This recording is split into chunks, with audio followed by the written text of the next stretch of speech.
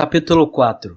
Etapa: Levantamento de necessidades de treinamento. Tópico 4.1. Introdução ao levantamento de necessidades de treinamento. Essa primeira etapa corresponde ao diagnóstico do que deve ser realizado. O levantamento das necessidades de treinamento pode ser efetuado em 3 diferentes níveis de análise. No nível da análise da organização, do qual se analisa o sistema organizacional. No nível de análise dos recursos humanos, analisa-se o sistema de treinamento. No nível da análise das operações e tarefas, analisa-se o sistema de aquisição de habilidades. Os 3 níveis de análise no levantamento das necessidades de treinamento. Aí aqui embaixo tem uma tabela com 3 colunas. A primeira coluna é o nível de análise, a segunda coluna é o sistema envolvido e a terceira coluna é informações básicas. Na primeira, no nível de análise, é a análise organizacional, cujo sistema envolvido é o sistema organizacional. As informações são os objetivos organizacionais e a filosofia de treinamento. No nível de análise, no segundo, é a análise dos recursos humanos. O sistema envolvido é o sistema de treinamento, no qual compreende a análise da força de trabalho, a análise das pessoas. No terceiro nível, a análise de operações e tarefas, sistema envolvido de sistema de aquisição de habilidades, informações, análise das habilidades, capacidades, atitudes, comportamentos e características pessoais exigidos pelos cargos. Análise ocupacional. Análise organizacional. O sistema organizacional. Novo tópico.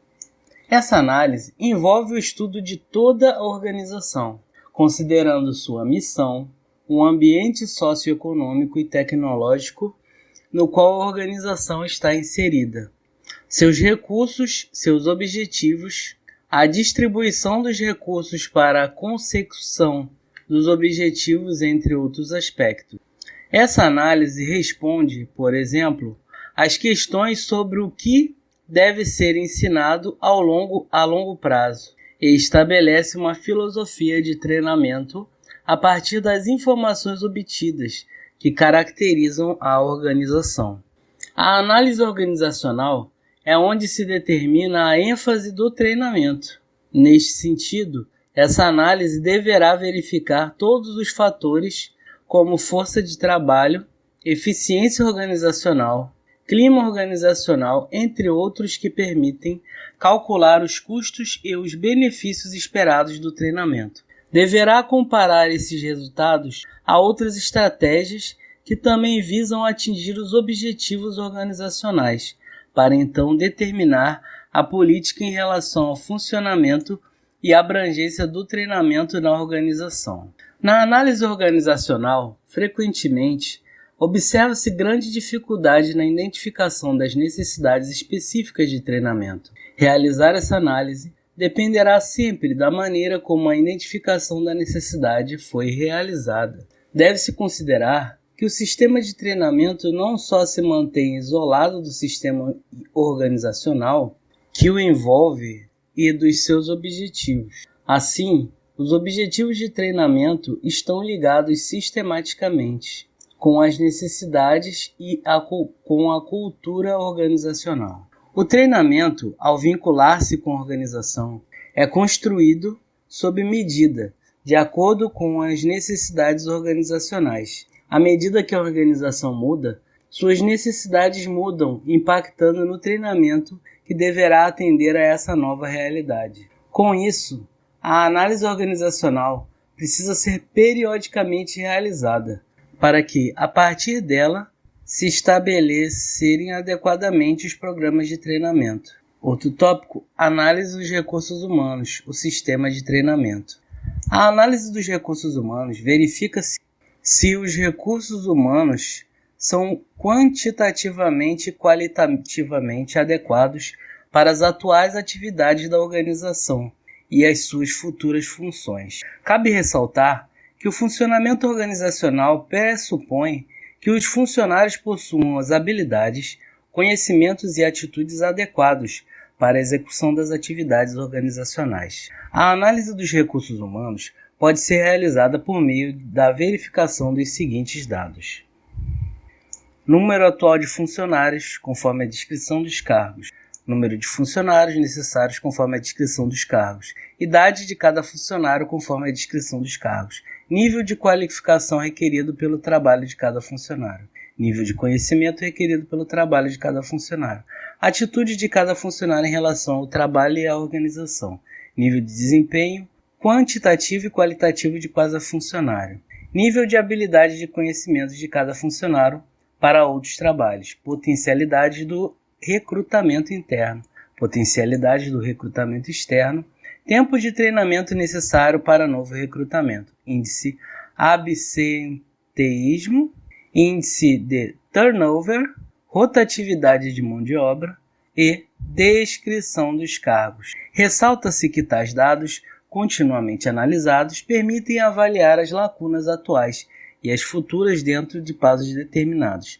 Devido a mudanças relacionadas a questões trabalhistas, econômicas e dos planos da própria organização, o sistema de treinamento, ou seja, os recursos humanos como um todo, deve ser constantemente revisto e atualizado para que se tenha real dimensão das lacunas atuais e futuras para o estabelecimento de um adequado treinamento. Novo tópico: análise das operações e tarefas. O sistema de aquisição de habilidades. A análise é feita ao nível do cargo, baseando-se nos requisitos exigidos por ele, além da organização e dos recursos humanos.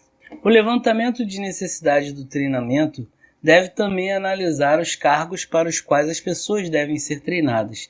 A análise dos cargos serve, entre outras coisas, para definir os tipos de habilidades, conhecimentos e atitudes necessárias para o desempenho de cada cargo. É importante percebermos que os níveis de análise durante a etapa de levantamento de necessidades de treinamento se diferenciam não estritamente pelos fatores que analisam, mas pela finalidade de cada nível. Pensando nisso, veremos que, de maneira sucinta, a análise organizacional busca determinar a ênfase do treinamento, a análise dos recursos humanos busca verificar se os recursos humanos são quantitativamente e qualitativamente adequados, quanto à análise das operações e tarefas busca constatar as exigências de cada cargo. A partir daí, vê-se a possibilidade de um mesmo fator ser analisado em mais de um nível, porém com finalidades diferentes. Assim, analisar a força de trabalho no nível organizacional teria o objetivo de definir, por exemplo, se o treinamento terá ênfase nesse fator ou não. No entanto, analisar a força de trabalho no nível dos recursos humanos teria o objetivo, por exemplo, de descobrir o número de funcionários que necessitam de treinamento para o seu adequado dimensionamento.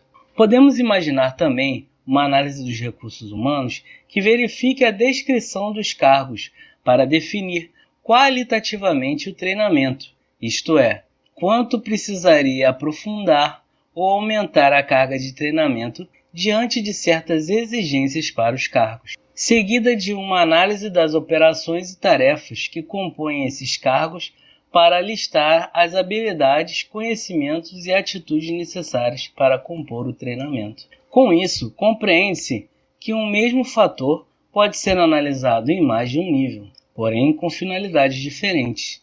Então, a análise da força de trabalho pode ocorrer tanto na análise organizacional, quanto na análise dos recursos humanos, tendo cada nível seu objetivo. Tópico 4.2 – Conceitos de cargo. O cargo no setor público adquire conotações mais específicas. Os cargos públicos podem ser vistos como as mais simples e indivisíveis unidades de competência a serem expressadas por um agente, previstas em número certo com determinação própria, retribuídas por pessoas jurídicas de direito público e criadas por lei. Esse conceito denota a característica mais rígida de um cargo público, ao qual não podem ser acrescentadas características, funções, tarefas, sem passar por aprovação legal. Mello, 2005. Agora veremos as diferenças entre função e cargo. função, tarefa e cargo. Tarefas são atividades realizadas pelo ocupante de um cargo. Função é um conjunto de tarefas realizadas pela pessoa que ocupa um cargo. Isso torna possível estabelecer uma relação do mais amplo, que é o cargo, para o mais restrito, que é a tarefa, como mostrado na figura 4. Figura 4, relação entre cargo, função e tarefa. E aqui tem 3 setas, né? Uma ligando o cargo, que é a parte maior, que exerce funções, que é a função, que a função são um conjunto de tarefas. Fonte Oliveira Medeiros, 2012. Muitas vezes, um mesmo cargo é ocupado por funcionários diferentes, que possuem tarefas diferentes. Isso variará de organização para organização. A flexibilidade da distribuição das funções e tarefas dependerá dos desenhos dos cargos adotados pela organização.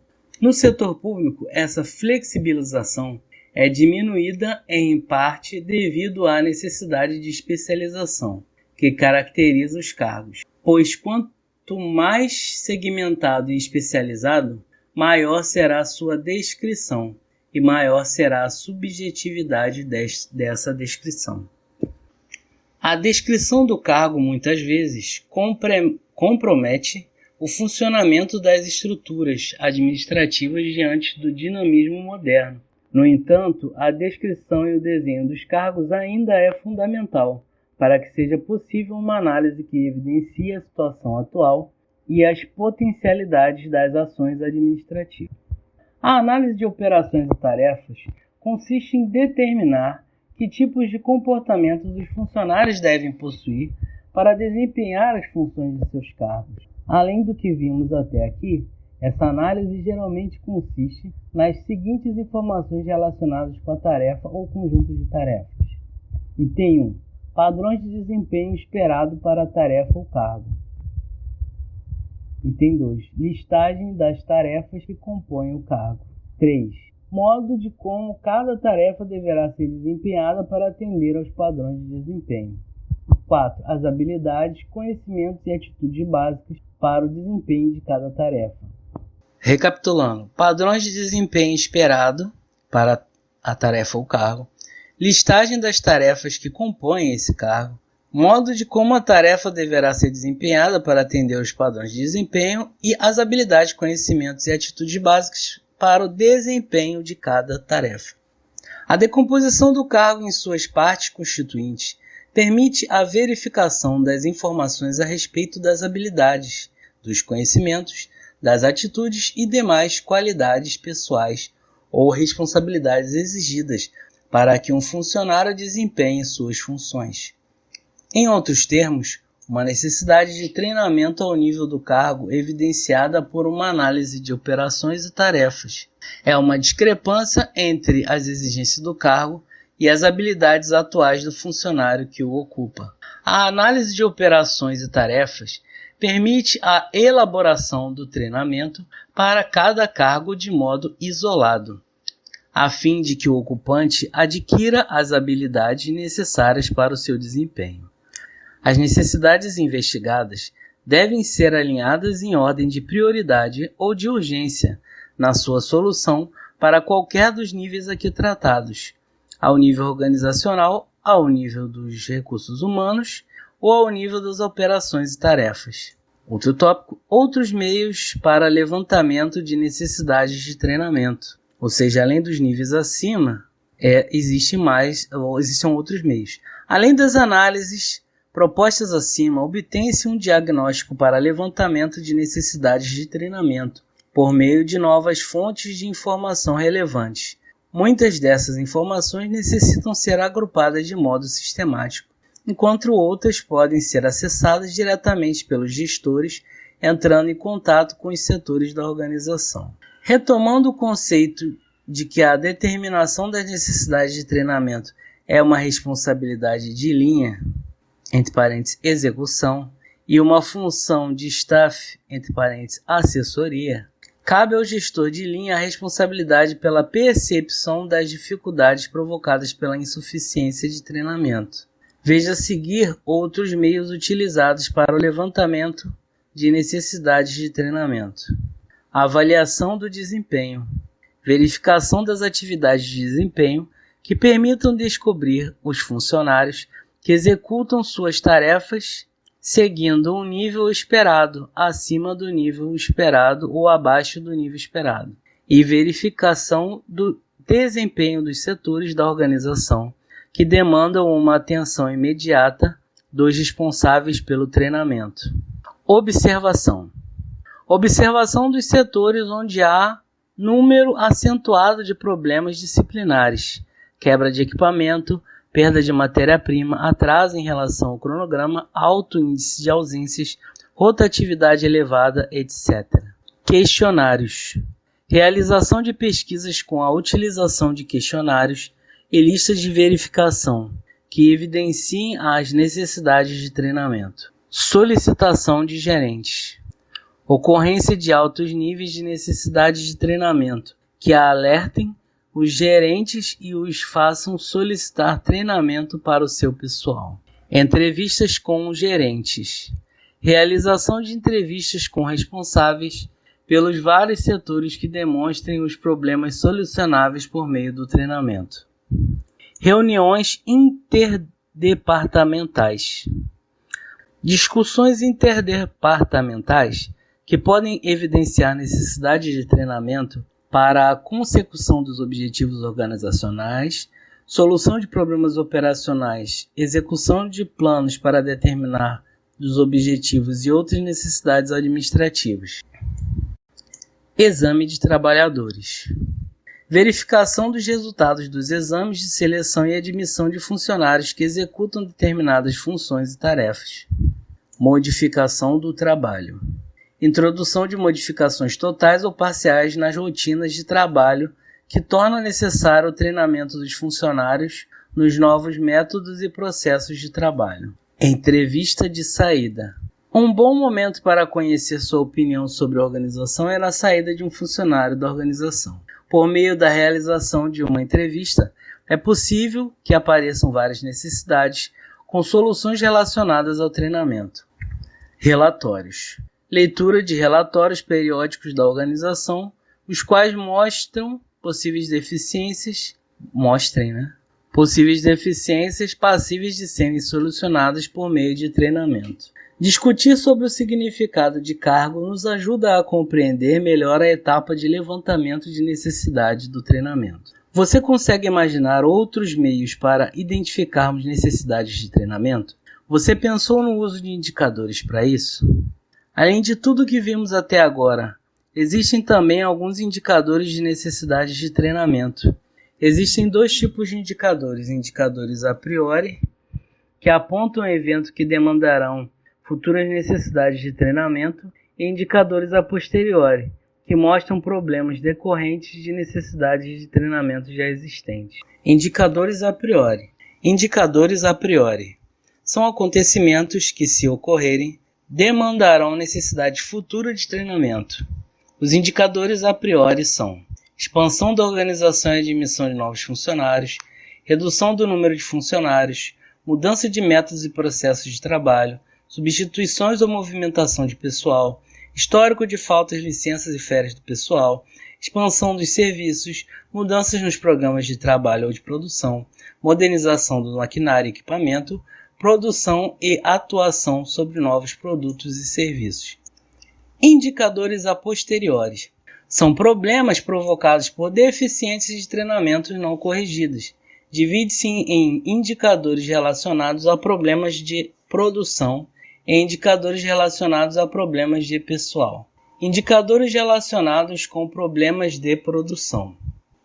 Qualidade inadequada da produção, baixa produtividade, avarias frequentes em equipamentos e instalações, comunicações defeituosas, tempo de aprendizagem e integração ao cargo muito prolongado, despesas excessivas na manutenção de máquinas e equipamentos, excesso de erros e desperdícios, elevado número de acidentes, pouca versatilidade dos funcionários, limitamento do espaço disponível. Indicadores com problemas de pessoal, relacionados a posteriori, Relações deficientes entre o pessoal, número excessivo de queixas, pouco ou nenhum interesse pelo trabalho, falta de cooperação, faltas e substituições em demasia, dificuldade na obtenção de bons elementos, tendência a atribuir falhas aos outros, erros na execução de ordens. Perceba que um mesmo processo pode ter indicadores a priori e a posteriori, como é o caso das faltas.